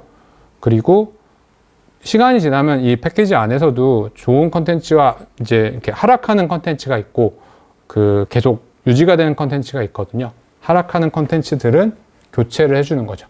더 검증된 내용으로. 그래서 아까 이번에 말씀드린 단계별 검증이랑 이 부분을 연결을 시키면은 구성을 하고요. 그 중간에도 계속 우리가 검증이나 테스트는 이루어지고 있겠죠. 그러면 이 중에서 반응도가 떨어지는 부분들은 교체를 하면서 계속 최상의 베스트 컨디션, 우리 자산 중에서 가장 베스트 오브 베스트를 유지하는 형태로 컨텐츠 기획과 커뮤니케이션 업무가 바뀌는 거예요. 그래서 이런 부분들이 어떻게 보면 이제 온라인에 기술이 적용되면서 자동화나 개인화 기술이 적용되면서 바뀌고 있는 흐름이고요. 이제 많은 곳들이 이런 접근을 취하고 있죠. 그래서 이런 시나리오 메시지의 특징은 보면은 관심사에 대해서 그 메시지를 던지는 것이기 때문에 오픈율이 되게 높아요. 되게 높고 이것도 이제 실제 10개 정도 시나리오를 구성한 사례인데요. 여기는 이제 시리아 관련된 내용이에요. 그래서 보시면은 시리아 관련돼서 궁금해 했던 분들에게 시리아 관련된 어떤 사업 소개나 내용을 전달하는 것이기 때문에 기본적으로 평균적인 오픈율이 사실 한 15% 정도 나오면 잘 나오시는 거고요. 되게 안 나오는 조직들은 이메일 오픈율은 5%, 10% 나오기도 해요. 근데 보시면 거의 50%, 많게는 80%까지 나오는 이제 그 어떤 결과들을 저도 한번 같이 확인을 했었고요. 요거는 또 다른 IT와 관련된 시나리오 메시지였는데 되게 유사하게 그 분포를 보여주더라고요. 물론 컨텐츠도 되게 잘 만들었던 사례예요. 노력을 많이 했었고요. 그리고 이런 어떤 개인화 커뮤니케이션의 특징은 특히 이메일은 메시지의 발신자를 개인화하는 게 최근의 흐름입니다. 이메일은 이메일 발신 이메일이 동일해도 그때그때 발신자 이름을 바꿀 수가 있어요. 그래서 이메일을 바꾸지는 않습니다. 왜냐하면 이메일을 바꾸게 되면은 스팸으로 들어갈 확률들이 막 올라가기 때문이고요. 일단 수신에 성공한 메일은 계속 유지를 하시는 게 좋아요. 대신에 각각의 컨텐츠의 어떤 작성자가 다르다든지 이게 가리키는 어떤 전문 분야가 다르면은 이런 식으로 개인화를 하는 것들이 최근의 흐름이고 실제 오픈율이나 응답률도 되게 높아요. 응답률이 이제 뭐 대표적인 예시가 저희도 이런 식으로 보내거든요. 도너스의 메일도 이렇게 보내는데 답장이 오는 게 가장 큰 특징 중에 하나예요. 메일에 답장이 와요. 왜냐면 제 얼굴을 넣어서 제가 쓴 내용이 자동으로 가니까 답장이 오고요. 답장이 오면 저도 답장을 해드리기가 되게 편하더라고요. 왜냐면 어쨌든 뭔가 공통된 소재를 갖고 있기 때문이죠. 그래서 이런 이제 사례들이에요. 서울재활병원이라고 해서 이제 도너스를 사용하는 고객 중에 하나인데요. 보시면 이제 좌측에는 이제 구글 설문지 활용해서 어렵지 않게 뉴스레터 구독 설문을 이제 받는 거고요. 그러면 현재는 이제 설문을 에다가 이제 이메일 주소를 입력을 하면은 뭐 이제 도너스로 들어옵니다. 그러면 자동으로 이렇게 쭉 일자에 맞춰서 메시지가 쭉 나가요. 근데 이제 보시면은 병원 장님이 처음에는 보내는데요. 그 뒤에는 각각의 사업 부서별로 실제 그 사업을 하는 사람들이 쓴 내용들이 쭉 가면서 여기는 이제 뉴스레터 구독자이기 때문에 후원자로 육성을 해나가는 과정이고요. 중간중간에는 좀 정확하게 후원을 해달라고 요청하는 메일들도 섞여 있습니다. 그래서 이런 식의 시나리오를 구성하는 게 이제 큰 흐름 중에 하나고요. 여기는 이제 그린피스의 사례예요. 그린피스 같은 경우에는 저도 이런 식의 커뮤니케이션을 잘 하셔가지고 구독들을 하고 있는데요. 보시면 뭐 유지영 캠페이너, 이현숙 프로그램 국장님 이런 분들이 발신자가 계속 바뀌면서 내용이 오고요. 실제로 내용을 열어보면은 그분들이 쓴 내용이 들어가 있어서 훨씬 어쨌든 진정성도 많이 느껴지더라고요. 그래서 이런 식으로 그 커뮤니케이션을 하고 있다. 마지막으로는 그 제가 참여 데이터 얘기를 하면서 사실 데이터는 많이 기록할수록 일단 좋아요. 활용할 수가 있다라고 하면은. 근데 이제 굉장히 많거든요. 정말 빅데이터라고 요새 부르는데 그냥 그 이유는 인간이 인식하기 어려울 정도로 많은 데이터가 기록이 되고 쌓이기 때문이에요. 그래서 사실 그거를 이제 다 기록하고 다 모아라라고 말씀을 드리면은 제가 이제 너무 무책임한 것 같고, 그 중에서 저도 연구를 하면서 가장 중요한 꼭 챙겨야 될 데이터를 3가지 정도 뽑게 됐어요. 여러 가지 자료들도 보면서 저도 학습을 했는데요. 우선은 참여 횟수라는 데이터. 그러니까 예를 들어서 1년 동안 봉사도 하고 뭐 서명도 하고 이렇게 하신 분이 있다라고 하면은 2회를 한 거잖아요. 횟수를 아는 게 굉장히 도움이 많이 됩니다. 그리고 데이트는 제가 이제 최근 참여일이라고 조금 적어놨는데 언제 했는지가 되게 중요해요. 그러니까 10번에 참여를 했어도 5년 전에 하시고 최근 5년간 한 번도 없었다라고 하면은 그런 분들보다는 최근 6개월 동안 2회 이상 한 분들이 조금 더 우리의 어떤 함께 뭔가 참여를 할 수 있는 그런 그룹으로 성장할 가능성이 높고요. 그리고 마지막에 있는 게 아까 그런 플라스틱이라든지 여성과 같은 참여 주제예요. 그래서 뭐 다 수집하기가 어렵다라고 하시면은 이런 정보들을 수집하시면 좋고요. 시스템에서 자동으로 수집해주면 가장 좋지만 그렇지 않다라고 하면은 뭐 적어도 구글 시트나 엑셀 같은데 이런 데이터를 기록해 놨을 때 활용을 할 수 있다라고 보시면 좋을 것 같아요. 이제 좀 재밌는 어떤 저도 분석을 해보면 결과들이 있는데요. 특히 서명을 많이 하는, 최근에는 그렇게 어드보커시나 옹호 활동을 많이 하는 곳들도 있잖아요. 곳들이 점점 많아지는데 이제 1회, 2회, 3회 참여하는 분들을 카운트를 해보면은 점점 줄어요. 당연히 줄거든요. 많이 하는 분들은 소수니까. 근데 뭐 조직마다 다를 거예요. 뭐 5번, 7번 이 지점으로 가면은 늘어나는 지점이 나오더라고요. 그러니까 되게 여러 번 하시는 열성 팬에 가까운 액티비스트 분들이 계세요. 그러면 그 분들을 뭔가 걸러낼 수 있는, 분할할 수 있는 그 지점을 아는 것, 그게 사실은 이런 데이터의 기록부터 시작이 되는 거고요. 결국에 그분들은 완전 다른 식으로 접근해야 된다는 뜻이에요. 그래서 5번 이상에서 늘어난다 오히려. 그러면 따로 필터링을 해가지고 별도의 컨텐츠나 별도의 커뮤니케이션 전략을 수립을 합니다. 예를 들면 이제 이런 화면이에요. 최근 참여 횟수, 그리고 최근 참여율 같은 것들을 이제 기록해서 이제 활용하는 모습들을 간단하게 보여드리면은 이제 저런 정보들을 갖고서 요거는 사실 이제 도넛선에서는 뭔가 후원자에게 전화가 왔을 때, 참여자에게 전화가 왔을 때 활용하는 화면인데요. 이제 보면은 이 사람이 어느 정도 액티브한 사람인지를 그냥 빠르게 확인을 하는 용도죠. 최근까지 후원을 했는지라는 정보도 있겠지만 최근에 참여를 언제 마지막에 했고 아예 0번인지 혹은 굉장히 많은지에 따라서 어쨌든 서로 그 커뮤니케이션 할 수 있는 수준이 달라지니까요. 이런 정보들은 이렇게도 활용을 한다. 그리고 제일 앞에서 말씀드린 것처럼 검색을 해서 그 이슈에 관련된 커뮤니케이션을 할 때도 활용을 하고요. 네, 이제 끝으로 기술 구성하기에 대해 말씀을 드릴게요. 이 부분은 기술적인 내용이라서 제가 깊게 설명을 드리진 않을 거예요. 다만 1, 2, 3번을 어쨌든 자산화라는 관점으로 설명을 드렸기 때문에 역시 기술도 자산화라는 관점으로 제가 최종 매짐을 해드리려고 합니다. 여기서 중요한 부분은요, 그 지속 가능한 데이터의 수집, 분석, 활용 체계를 만듭니다 라고 제가 정의를 했는데요. 지속 가능한이에요. 그러니까 우리가 컨텐츠를 기획하고 캠페인을 하게 되면은 휘발이 사실은 된다는 느낌을 받으셨을 수도 있을 것 같아요. 그러니까 한번 진행하고 나면은 뭐 예를 들면 끝인 거죠. 근데 사실 참여 데이터도 그렇고 컨텐츠도 그렇고 온라인에서는 잘 쌓아두면은 그거 자체가 모여서 엄청난 신뢰도를 확보하기도 하고요. 혹은 저처럼 정보를 많이 탐색하는 사람들한테는 그 내용들을 보면서 이 단체에 대해 더 이해하게끔 만들어주는 내용이 될 때도 있어요. 그래서 어떻게 하면 데이터 수집을 더 지속 가능하게 만들어둘까, 자산으로 만들어둘까, 한 번에 휘발되는 캠페인이나 캠페인 사이트가 아니라 이런 부분들을 고민하는 게 굉장히 중요하다는 거를 저도 배우게 됐고요.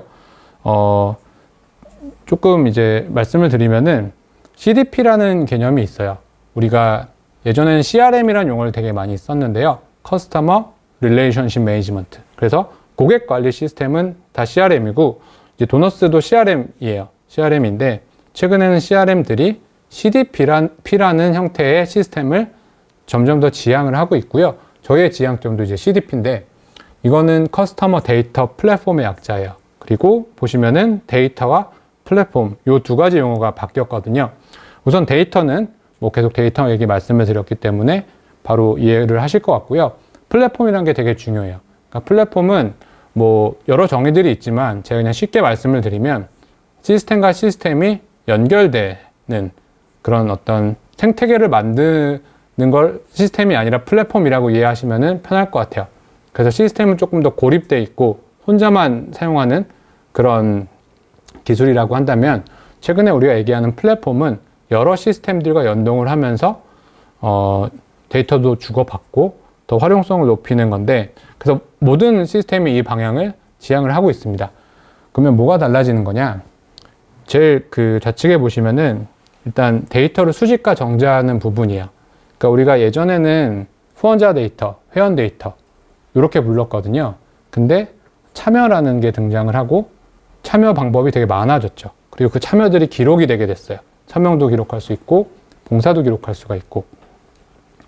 그래서 사실 후원자와 참여자의 구분이 점점 구분을 하는 것 자체가 의미가 있다기보다는 어떻게 잘 통합해서 한 사람이 참여도 하고 후원도 한 것들을 기록하고 분석하고 활용할까, 그런 관점에서 나오게 됐고요.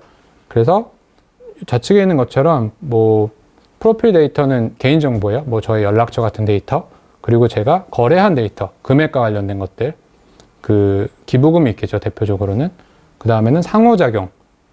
상호작용이 아까 말씀드린 인터랙션, 활동인데요. 활동 중에서도 이 사람이 우리한테 관심이 있구나, 어떤 것에 관심이 있구나를 파악할 수 있는 참여 데이터가 되게 중요하죠.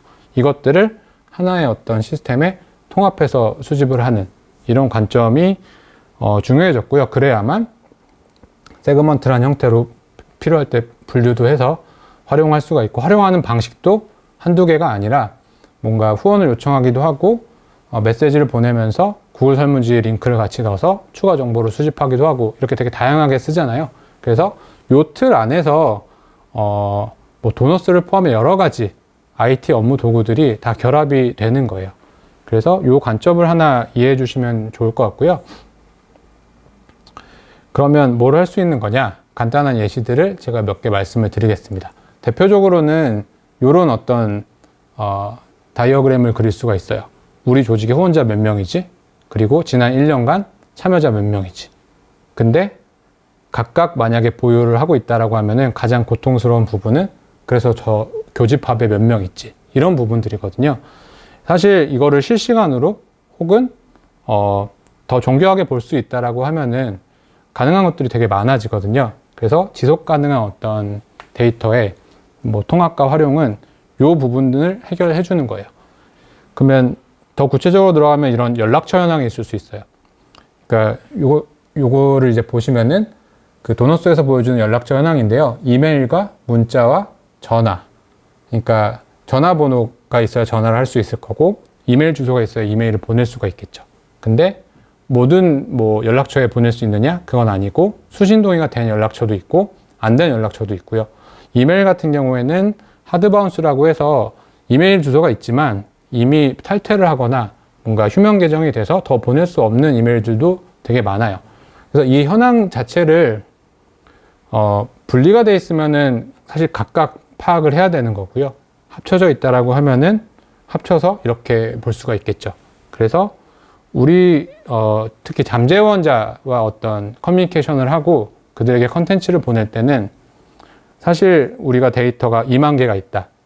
이거 자체가 중요하다기보다는요. 2만 명 중에 몇 명한테 연락을 할 수가 있다. 그리고 그 연락처가 실제 살아있는 연락처다. 이런 것들을 알아야 예측을 할 수가 있거든요. 요번에 하는 캠페인에는 몇 명한테 뭘 보낼 거야. 그리고 여기서 한 번 더 들어가면은 아까 있는 태그를 활용해서 여성이라든지 뭐 플라스틱 관련된 이슈가 터졌을 때 그 사람들, 연락 가능한 사람이 몇 명인지를 확인을 해야 그 다음 어떤 액션들을 또 설계를 할 수가 있으니까요. 그런 걸 이제 볼 수가 있게 돼요. 그래서 CDP라는 어떤 시스템은 그거를 합치는 역할들을 하는 거고요. 그러니까 제가 시스템 말씀을 드리기는 하는데 내부에서도 이런 것들을 별도 파일의 형태로 만약에 관리하시고 계시다고 하면은 정기적으로 중복을 제거하고 합칠 필요가 있어요. 그래야 온라인에서는 더 잘 활용을 할 수가 있거든요.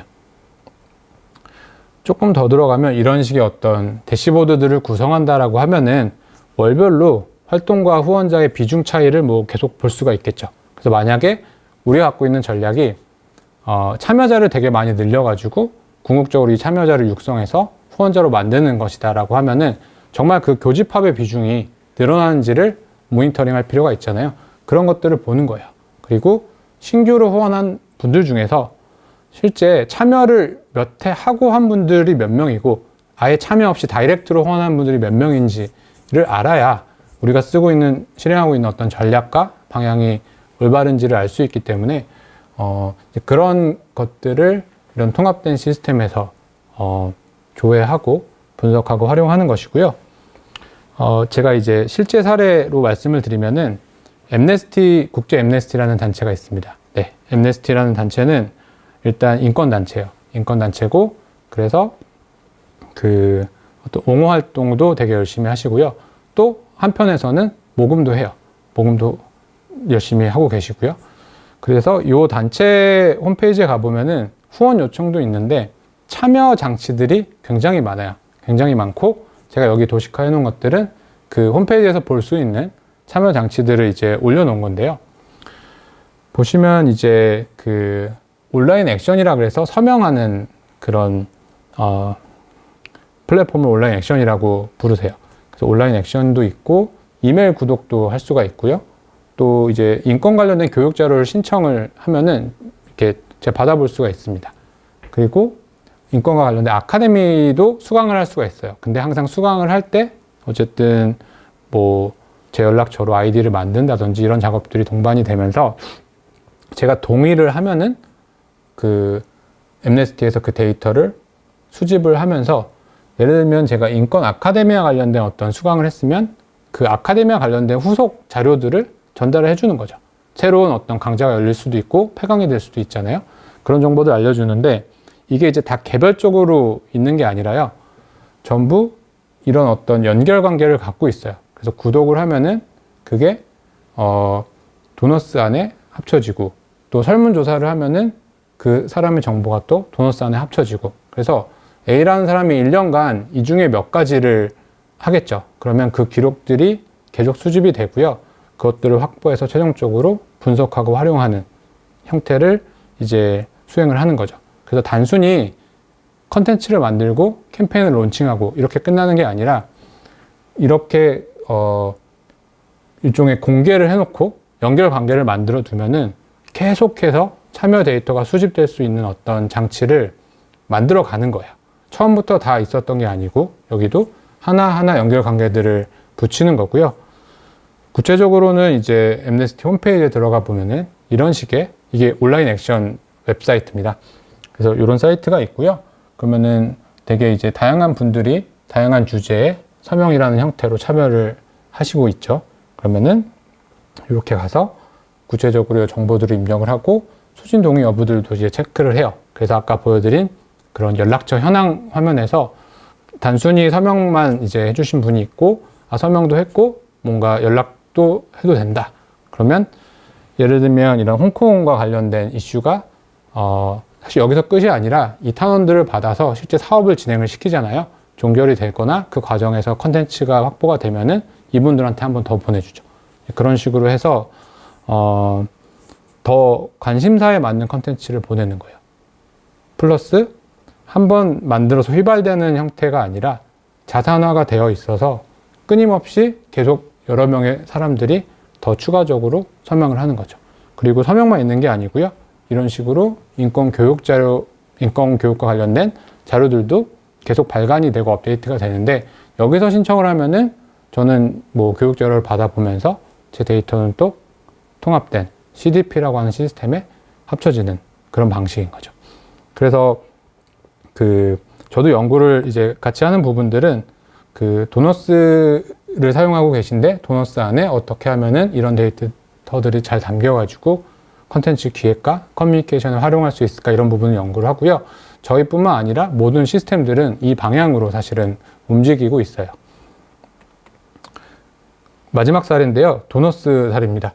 저희 도너스도 제가 이제 도너스에서 도너스를 좀 마케팅하고 홍보하는 역할도 맡고 있는데, 도너스도 도너스로 도너스 고객들의 데이터를 관리를 합니다.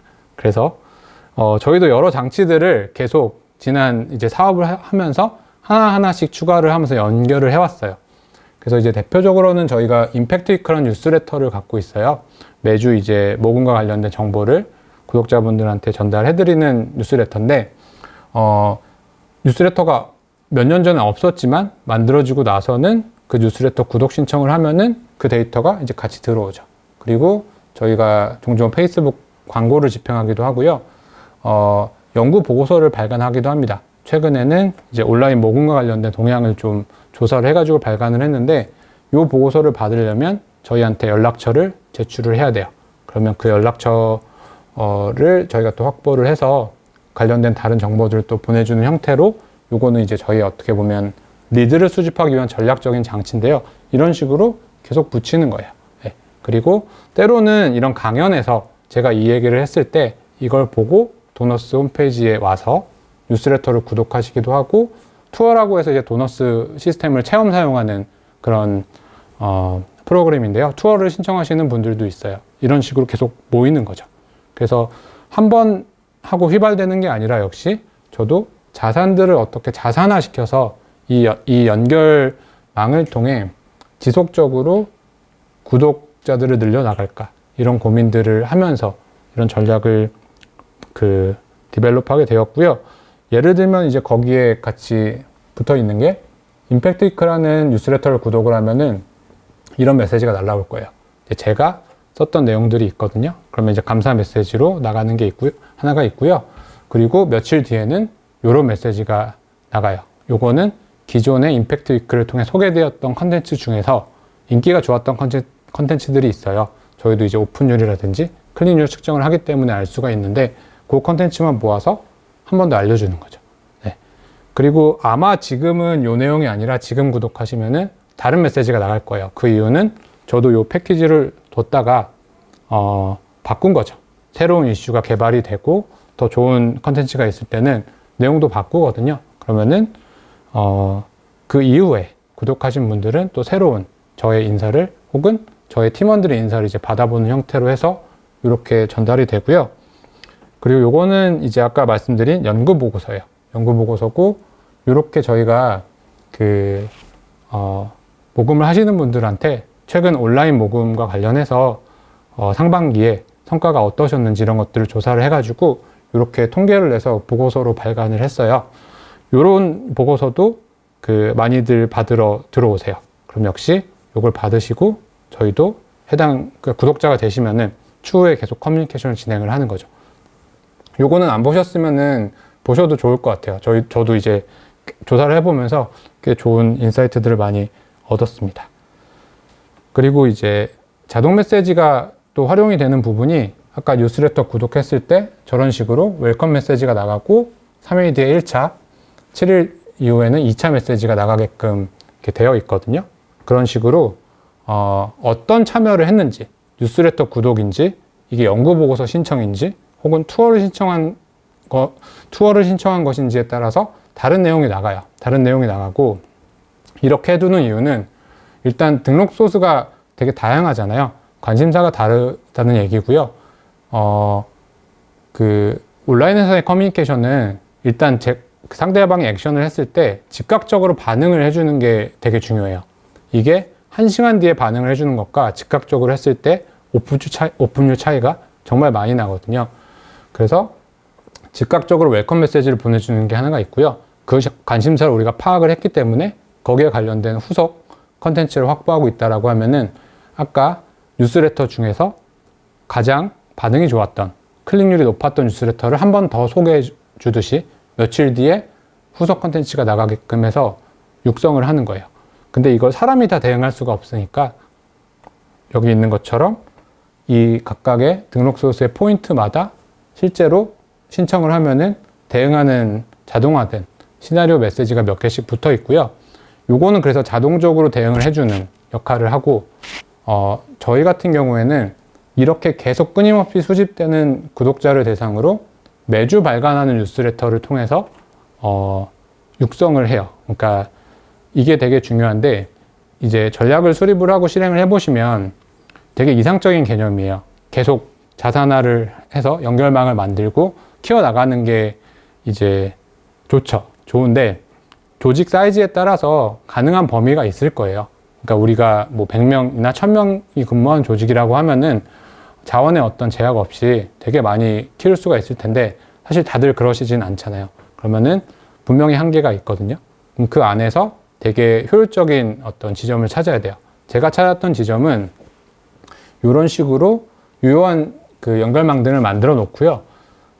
이 등록 서수별 대응은 자동화하되 이 리드를 모두 모아서 가장 그 육성을 하는 컨텐츠는 저희의 뉴스레터로 잡았어요. 그래서 뉴스레터 구독자가 다양한 채널을 통해서 들어오는 거고요.